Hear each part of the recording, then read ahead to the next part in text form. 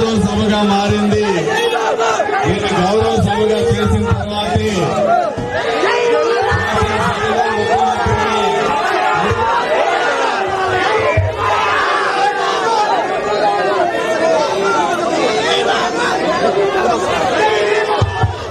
అడుగు పెడతానని ప్రతిజ్ఞ చేసి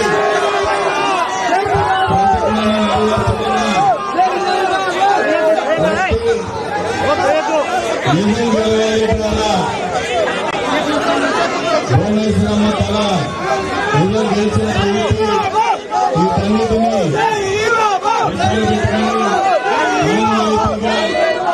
తెలుగుదేశం పార్టీ వ్యవస్థాపక అధ్యక్షులు గౌరవనీయులు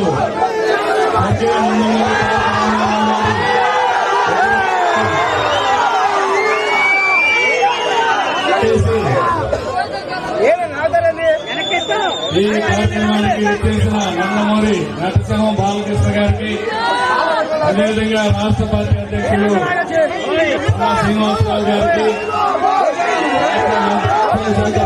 లక్షలరెడ్డి గారికి అందరికీ స్వాగతం. మంత్రి గారు పాల్గొన్న స్వామి గారికి, సౌతమ్మ గారికి, తెలుగు జనార్దన్ అందరికీ స్వాగతం తెలియజేస్తూ